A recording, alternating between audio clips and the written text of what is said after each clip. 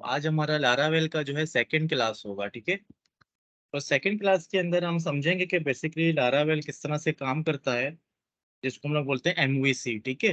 Framework तो है लेकिन हम इसको बोलते हैं एमवीसी। एमवीसी होता है क्या, उसको समझेंगे, ठीक है। और सेकंड में आपको थोड़ा सा राउट का कॉन्सेप्ट समझाऊंगा, ठीक। हम ये चीजें जो है ना पढ़ेंगे इंशाल्लाह।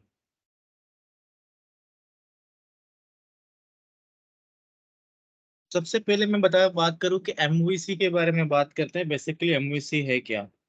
एमवीसी का मतलब है, एम से मतलब है मॉडल, वी का मतलब है व्यू, और सी का मतलब है कंट्रोलर। अब इन तीनों का काम क्या है।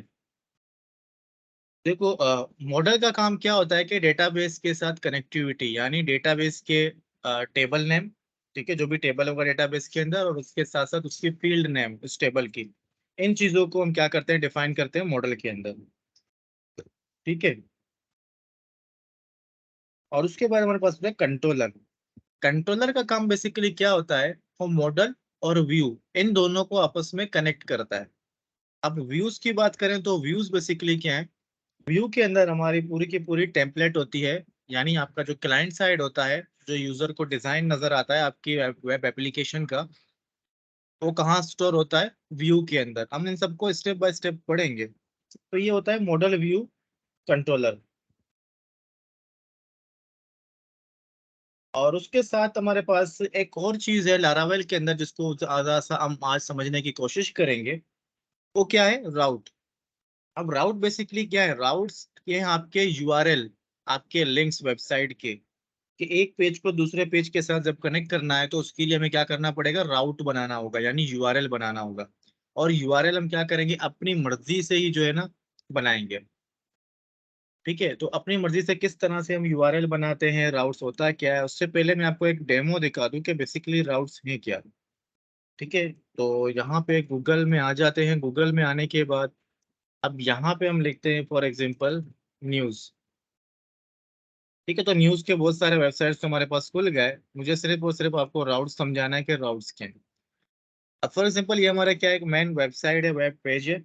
अभी तक हमने किसी के ऊपर क्लिक नहीं किया। फॉर एग्जांपल ये हमारे पास टाइटल है, इसके ऊपर जैसे ही मैं क्लिक करूंगा तो क्या होगा, टाइटल जो हमने क्लिक किया है उससे रिलेटेड सारी की सारी इंफॉर्मेशन हमारे पास यहाँ पे आ गई है, ठीक है। और ऊपर देखो यूआरएल के अंदर भी स्लैश के बाद क्या हुआ, लेटेस्ट, और उसके बाद यहाँ पे एक सलग आ गया, ठीक है। और इसको हम क्या बोलते हैं, सलग।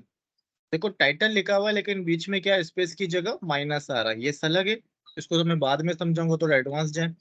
लेकिन अब राउट हमारे पास क्या है, लिंक्स होती है नॉर्मली, अगर हम इसको समझें। अच्छा, अब तो मैं आता हूँ यहाँ पे अपने प्रोजेक्ट के अंदर। सबसे पहले हम क्या करते हैं, पीएचपी आर्टिशन सर्व, ठीक है। इस प्रोजेक्ट को हम क्या करेंगे, एग्जीक्यूट करेंगे।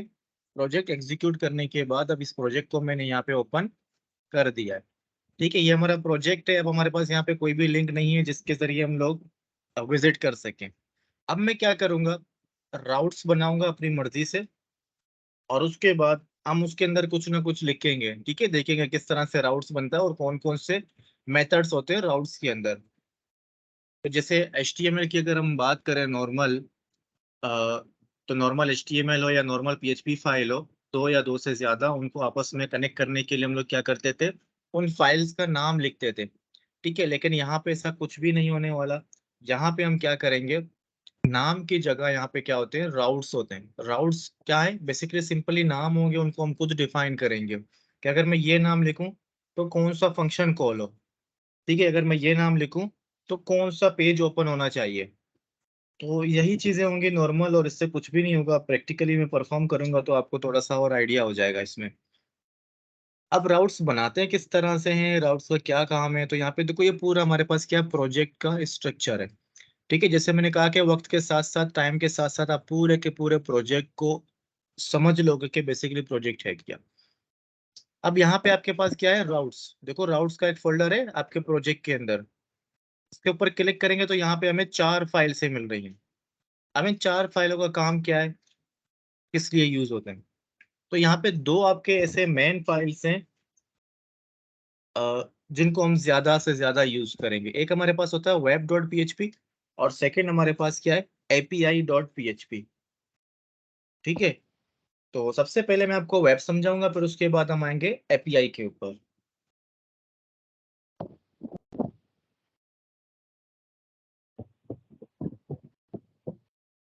अच्छा, अब यहाँ पे देखो क्या हमारे पास वेब डॉट पीएचपी वाली फाइल है। इसको जब मैं ओपन करता हूँ तो आपके पास जो है ना, ये फाइल इस तरह से कुछ नजर आएगी। एक मिनट, हमने यहाँ पे रिकॉर्डिंग स्टार्ट की है। हाँ, रिकॉर्डिंग हो रही है। ठीक है, तो अब हम क्या करते हैं, ये हमारा फाइल है और इसके अंदर आपको एक ये मिलेगा, इस तरह का एक राउट मिलेगा। ठीक है, तो यहाँ पे देखो ये हमारा क्या है, बेस, यानी जो हमारा रूट होगा ना, नॉर्मली रूट राउट होगा, और ये हमारे पास। ठीक है, अब हम चाहते हैं कि फर्स्ट टाइम जैसे ही हमारा एप्लीकेशन ओपन हो, उस टाइम कौन सा पेज शो होना चाहिए, तो हम क्या लिखेंगे, इस वाले राउट के अंदर लिखेंगे इसको। ठीक है, अब हम क्या करते हैं, हम अपना राउट बना के देखते हैं। पहले गेट बनाएंगे, फिर हम पोस्ट बनाएंगे। ठीक है, अब नॉर्मली इधर मैं सिर्फ आपको गेट और पोस्ट समझाना चाह रहा हूँ कि गेट क्या होता है और पोस्ट क्या होता है।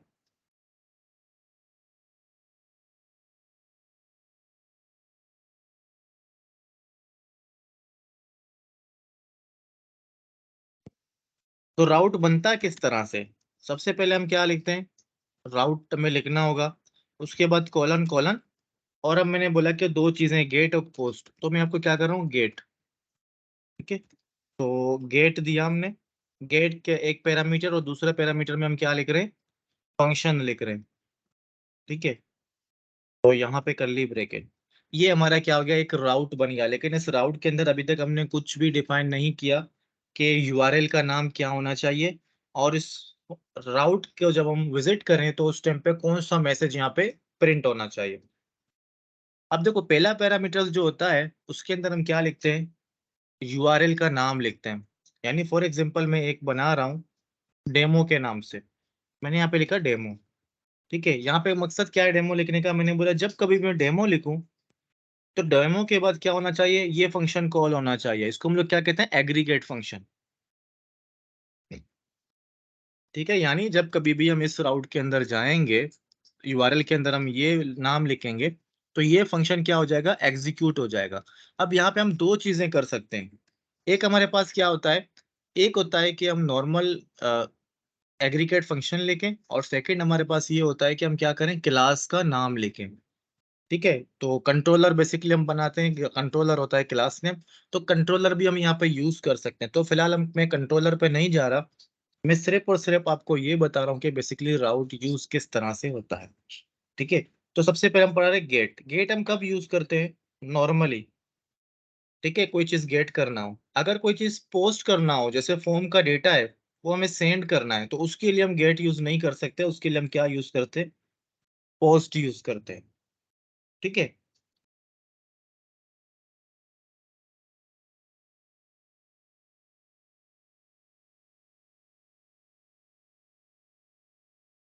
अब यहाँ नॉर्मली मैं लिखता हूँ, कुछ प्रिंट करवाता हूँ। ठीक है, मैंने बोला वेलकम टू डेमो पेज। अब नॉर्मल हम फिलहाल जो है ना क्या करा रहे हैं, यहाँ पे प्रिंट करवा रहे हैं, और इसके अलावा मैं कुछ भी नहीं करवा रहा हूँ। मैंने लिखा, यूआरएल बनाया, यूआरएल स्लैश देना आपका जरूरी है, ये बात याद रखना। स्लैश से क्या जाहिर होता है कि रूट, और रूट के बाद जो जो नाम आप दोगे वो नाम आपका यूआरएल बन जाएगा। ठीक है, तो हमने लिखा डेमो। जब डेमो को मैं वहां पे लिखूं यूआरएल के अंदर, तो मेरे पास क्या आना चाहिए, वेलकम टू डेमो पेज। यानी ये फंक्शन कॉल हो रहा है, और फंक्शन की बॉडी के अंदर हमने क्या किया, सिर्फ और सिर्फ प्रिंट किया है कि वेलकम टू डेमो पेज। ठीक है, तो मैं इसको सेव करूंगा। सेव करने के बाद अब मैं आता हूँ यहाँ पे, कहाँ गया, चलो हमने बंद कर दिया था, बंद नहीं किया बल्कि दूसरी जगह पे चल रहा था यहाँ पे। ठीक है, यहाँ चल रहा था, इसको मैं बंद कर देता हूँ। तो यहाँ पे मैंने ओपन किया अपना प्रोजेक्ट। अब यहाँ पे देखो ये हमारा क्या है, रूट यूआरएल है। ठीक है, तो मैं स्लैश लगाता हूँ, स्लैश के बाद हमने क्या लिखा था, डेमो। एंटर करेंगे तो क्या आ गया, वेलकम टू डेमो आ गया।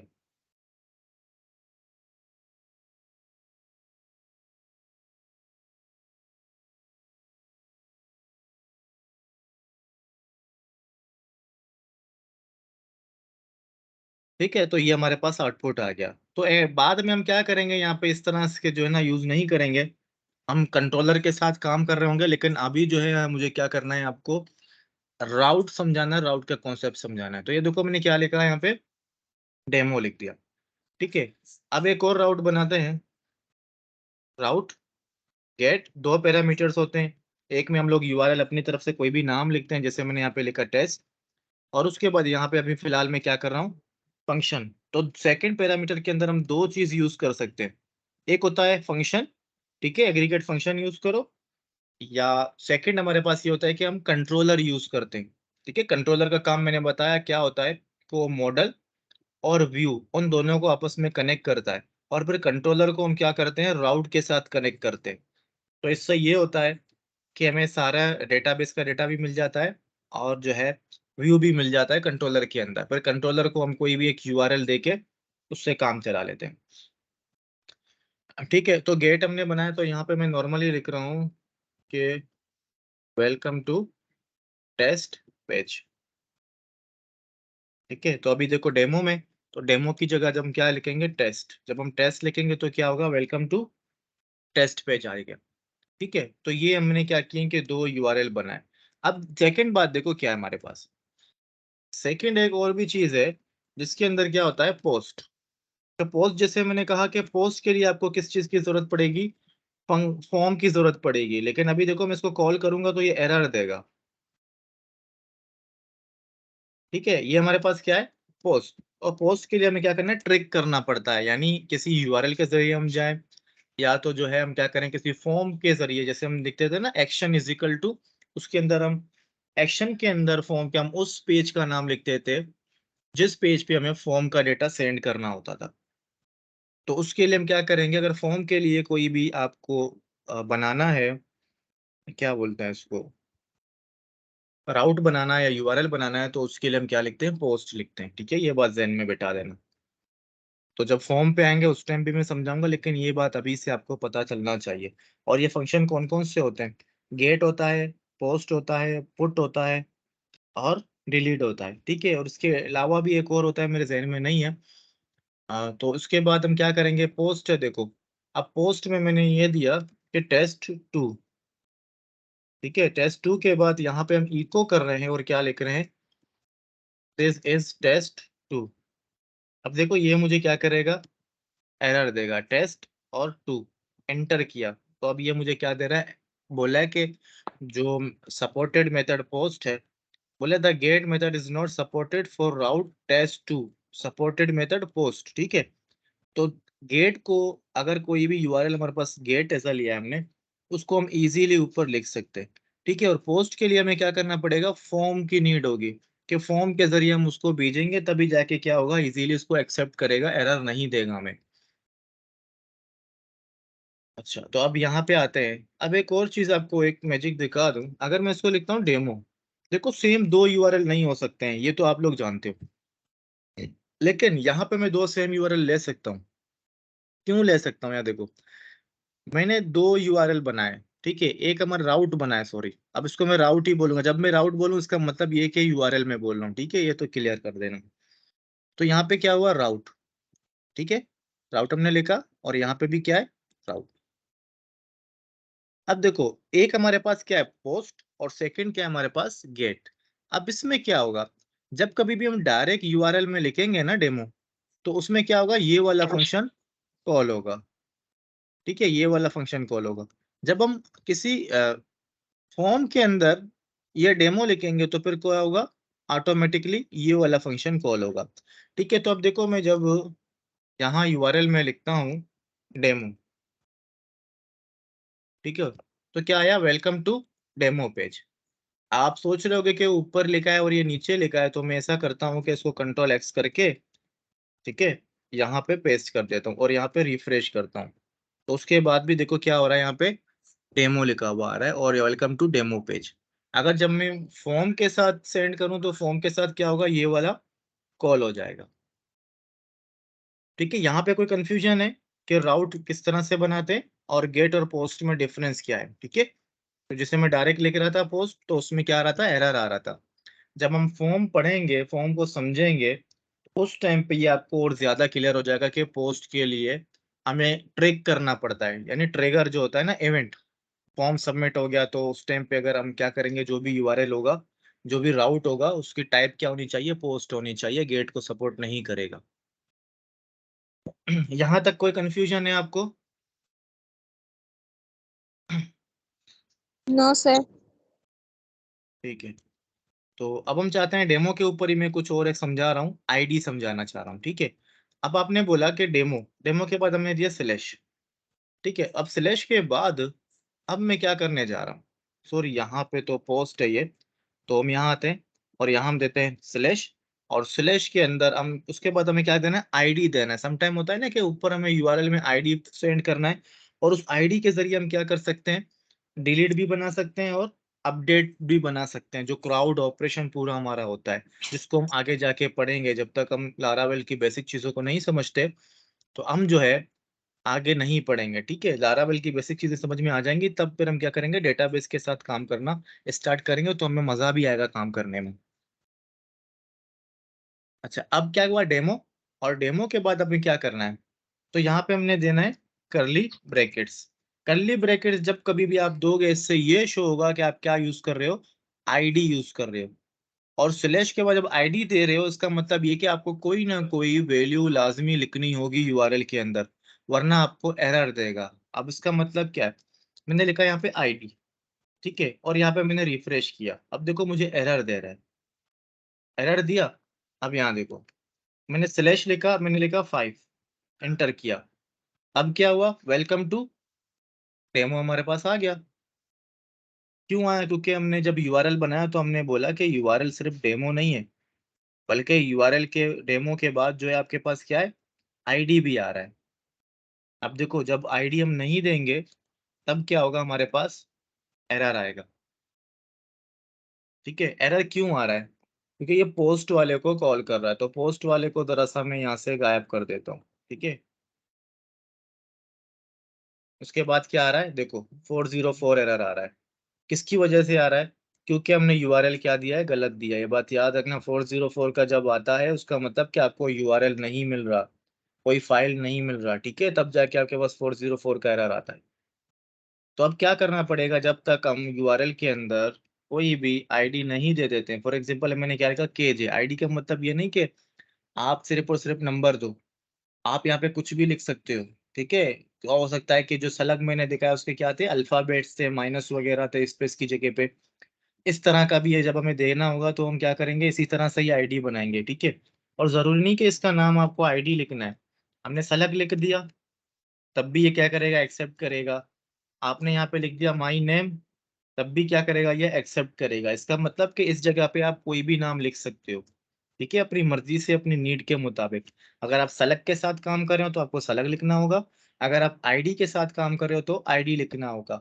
एक बात याद रखना, मोस्टली क्या होगा, सलग हम लोग यूज करते हैं। ठीक है, आईडी यूज नहीं होता। जितने भी वेबसाइट आप विजिट करोगे उनके यूआरएल जरूर चेक करना, वहां पे देखना आपको dot H T M L, dot P H P, इस तरह के आपको फाइल नेम नहीं मिलेंगे।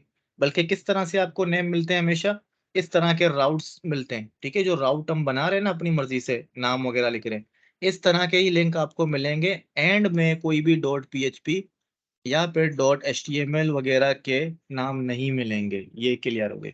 सेकंड क्या होगा, समटाइम जैसे भी मैंने न्यूज का पेज ओपन किया, न्यूज के पेज ओपन करने के बाद आपने देखा होगा, जैसे मैंने टाइटल के ऊपर क्लिक किया तो ऊपर क्या हुआ, कोई नाम लिखा हुआ आया ना, वहाँ पे आईडी शो हुई ना, वहाँ पे डॉट पीएचपी ना डॉट एचटीएमएल वाला फाइल हमारे पास आया। वहाँ बेसिकली क्या हो रहा है, सेम इसी तरीके से हम लोग आईडी बना रहे हैं। ठीक है, और यूआरएल पे जब क्लिक कर रहे हैं तो आईडी टाइटल का नाम जो है ना, सलग बन के ऊपर शो हो रहा है। तो सलग बेसिकली हम डेटाबेस के अंदर शो करते हैं लिंक्स के लिए। और जितने भी सर्च इंजन ऑप्टिमाइजेशन है, जितने भी सर्च इंजन है, जैसे गूगल हो गया, और भी बहुत सारे दुनिया के अंदर सर्च इंजन अवेलेबल हैं, वो सारे के सारे सलग वाले यूआरएल जो होते हैं ना, उन वेबसाइट को ज्यादा पसंद करते हैं या उन वेबसाइट को ज्यादा रेटिंग देते हैं। ठीक है, तो यहाँ पे देखो आईडी का थोड़ा कुछ और समझाना है। एक तो क्लियर हो गया कि जब हम आईडी देंगे और यहाँ पे हम यूआरएल लिखेंगे, जब तक आईडी नहीं लिखेंगे तो क्या होगा, अगर नहीं हुआ, देखो डेमो लिखा, रिफ्रेश किया, तो इसने क्या दिया, 404। क्यों दिया, क्योंकि हमने यहाँ पे डेमो के बाद भी एक यूआरएल ऐड किया है, और यहाँ पे हमने क्या किया, कुछ भी ऐड नहीं किया। जब तक हम इसको नहीं बताएंगे कि ये हमने क्या यूज किया है, आईडी, जब तक ये कुछ भी नहीं होगा। देखो क्या आ गया, आईडी आ गया। अच्छा, अब सेकंड बात ये आता है कि यूआरएल के अंदर कोई चीज अगर आ रही है तो इसको हम किस तरह से गेट करेंगे और अपने प्रोग्राम के अंदर यूज करेंगे। फॉर एग्जांपल हमने आईडी तो यूआरएल में भेज दिया, यहाँ पे फॉर एग्जांपल 5 है। अब इस प्रोडक्ट को मुझे डिलीट करना है, या इसको मुझे एडिट करना है, या इसको मुझे अपडेट करना है, तो इसके लिए मुझे क्या करना पड़ेगा? इसके लिए हम किस तरह गेट करेंगे, ये जो फंक्शन है ना आपके पास, तो यहाँ पे आप क्या लिखोगे? आईडी। तो बेहतर ये होगा यहाँ पे जो भी नाम आप लिख रहे हो, सेम नाम यहाँ पे लिखना। ठीक है, तो अब यहाँ पे मैं इसको कर रहा हूँ रिमूव, और यहाँ पे मैं नॉर्मली इको करवा रहा हूँ वेरिएबल को। रिफ्रेश किया हमने तो यहाँ पे क्या आया? 5। अब देखो इस वैल्यू को हम जो भी करेंगे ना, जैसे मैंने इसको ये वैल्यू दिया, तो नीचे क्या हो जाएगा? ये वैल्यू हमें यूआरएल इस वेरिएबल के अंदर मिल रही है। अब इस आईडी के साथ हमें जो भी करवाना है हम करवा सकते हैं। और सेकंड कॉन्सेप्ट भी ये है कि जैसे यहाँ पे हमने लिखा हुआ है सलग, और यहाँ पे हम क्या लिख रहे हैं? आईडी लिख रहे हैं। ठीक है, रिफ्रेश करेंगे तो क्या हुआ हमें? यहाँ देखो, हमें आईडी मिल गई। ये नाम के ऊपर डिपेंड नहीं करता, बल्कि ये पैरामीटर्स के ऊपर डिपेंड करता है। देखो एक आईडी, हमने आईडी लिख दिया। अब फॉर एग्जांपल स्लैश दिया, स्लैश के बाद हमने अगेन ये बोला कि आईडी। ठीक है, और यहाँ पे हमने बोला, सॉरी, कोमा देंगे, कोमा के बाद हमने लिखा ID2। फर्स्ट वाली आईडी की वैल्यू जो है, फर्स्ट वाली आईडी के अंदर होगी, स्टोर हो जाएगी। सेकंड वाली की कहाँ होगी? सेकंड वाली वेरिएबल के अंदर स्टोर हो जाएगी। अब यहाँ पे अगर मैं इस तरह से एक क्या करूं, लाइन ब्रेक दूं ताकि न्यू लाइन पे लिखा हुआ आ जाए, और उसके बाद हमने लिखा ID2। रिफ्रेश किया, अब देखो एरर दिया मुझे 404 का। 404 का क्यों एरर दिया? क्योंकि यहाँ पे हमने इस आईडी के बाद एक और आईडी हमें लाजमी देना है स्लैश के बाद। तो स्लैश यहाँ पे हमने दिया 10। अब यहाँ देखो, फर्स्ट वाले का 25 आ गया और सेकंड वाले का 10 आ गया। इससे ये जाहिर हुआ कि ये नाम्स के ऊपर डिपेंड नहीं करता, बल्कि पैरामीटर्स को देख रहा होता है। ठीक है, एक तो हमने यह है कि आईडी किस तरह से हम लेंगे, और सेकंड आईडी की वैल्यू को किस तरह से हम गेट करेंगे। ठीक है, ये भी हमें पता चल गया। अब उसके अलावा एक और चीज है कि ऑप्शनल आईडी किस तरह से हम बनाते हैं। कौन से ऑप्शनल आईडी? अब देखो, जब मैं 10 को हटा रहा हूँ, तब क्या हो रहा है? 404 पे जा रहा है। अब मैं चाह रहा हूँ कि अगर मैं 10 नहीं भी दूं, यानी थर्ड वाला जो पैरामीटर है, अगर उस पैरामीटर को मैं ना दूं, तब भी क्या हो?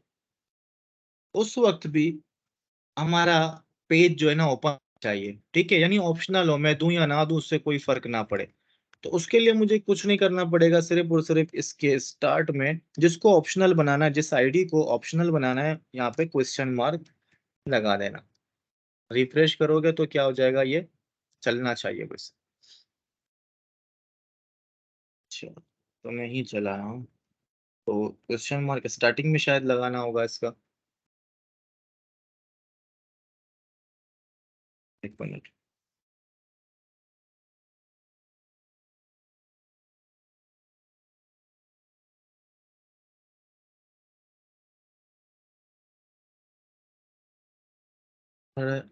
To few argument the function routing closer one passed in example।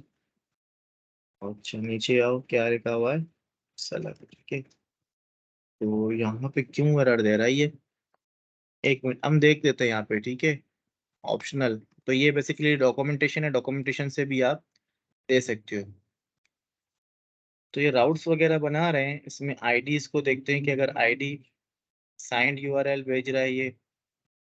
ठीक है, और गेट यूजर ने क्या किया यहाँ पे कि वैलिडेटिंग साइंड राउट रिक्वेस्ट। तो ये बेसिकली यूजर भी आ गया इसमें, अभी तक भी नहीं हुआ।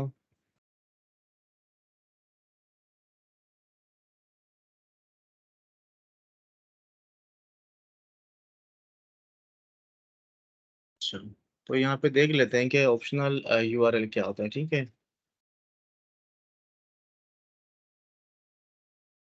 Optional parameter.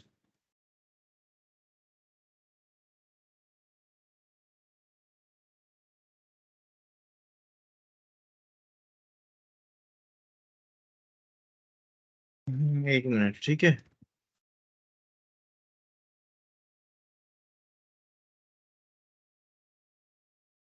लारावेल राउट, क्वेश्चन मार्क ही लगता है। तो यहाँ पे भी देखो सही लगा हुआ है कि अच्छा समझ गया,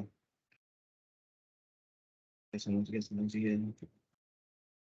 एक मिस्टेक हम ये कर रहे थे, यहाँ पे तो क्वेश्चन मार्क लगा रहे थे, लेकिन जिस भी आईडी को आपको ऑप्शनल करना है तो उसको आपको यहाँ पे नल भी करना होगा, ठीक है। अगर ब्लैंक भी आए तो एक्सेप्टेबल हो।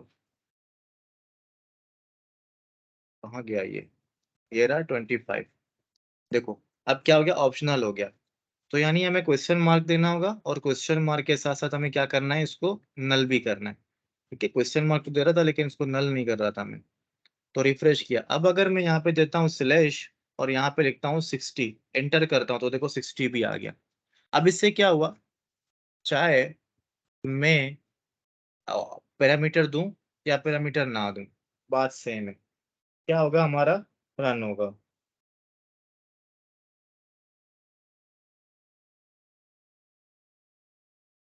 ठीक है, यहाँ पे कोई कंफ्यूजन है?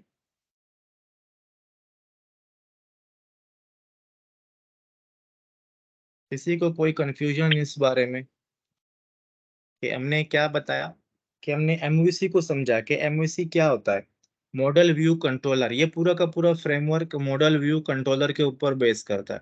मॉडल के अंदर हम क्या लिखेंगे, टेबल का नाम और उसकी फील्ड्स लिखेंगे। ठीक है, कोई भी अगर हमें रूल्स वगैरह डिफाइन करने हो टेबल के मुताबिक, डेटाबेस के मुताबिक, तो फिर हम क्या करेंगे, मॉडल को यूज करेंगे। ठीक है। सेकंड क्या होता है, कंट्रोलर। कंट्रोलर का काम क्या होता है कि मॉडल और व्यू इन दोनों को लिंक करवाना। उसके बाद क्या आता है, व्यू। अब व्यू का काम क्या है, व्यू के अंदर हम लोग क्या करते हैं, अपनी जो क्लाइंट साइड होगी हमारी, उस क्लाइंट साइड को हम व्यू के अंदर स्टोर करवाएंगे। ठीक है, उसके बाद हमारे पास क्या होता है, राउट। तो राउट बेसिकली क्या होते हैं, यूआरएल होते हैं जिसमें हम अपनी मर्जी के नाम के यूआरएल बना सकते हैं। ठीक है। और यूआरएल, जब राउट की बात करूं तो राउट के अंदर हमारे पास एक और भी चीज होता है, दिन में बिठाना। एक ये होता है कि हम फंक्शन को भी कॉल करवा सकते हैं, और सेकंड ये होता है कि हम मॉडल सॉरी कंट्रोलर को भी हम कॉल करवा सकते हैं। ठीक है, ये दो चीजें होंगी हमारे पास। तो आज हमने देखा कि फंक्शन को किस तरह से कॉल करते हैं, और कल इंशाल्लाह मैं आपको समझाऊंगा कि हम लोग कंट्रोलर बनाते हैं कि सॉरी मैंने फंक्शन आज समझाया, और कल मैं आपको ये बताऊंगा कि कंट्रोलर बेसिकली होता है क्या है, किस तरह से हम कंट्रोलर बनाते हैं, और कंट्रोलर को किस तरह से हम राउट के साथ लिंक करेंगे। ठीक है। और अगर हमें डायरेक्ट क्राउड के साथ जो है रिसोर्सेज के साथ कंट्रोलर लेना हो तो वो हम किस तरह से यूज करेंगे। यहाँ पे कोई कंफ्यूजन? No sir. पक्का किसी को कोई कंफ्यूजन नहीं है?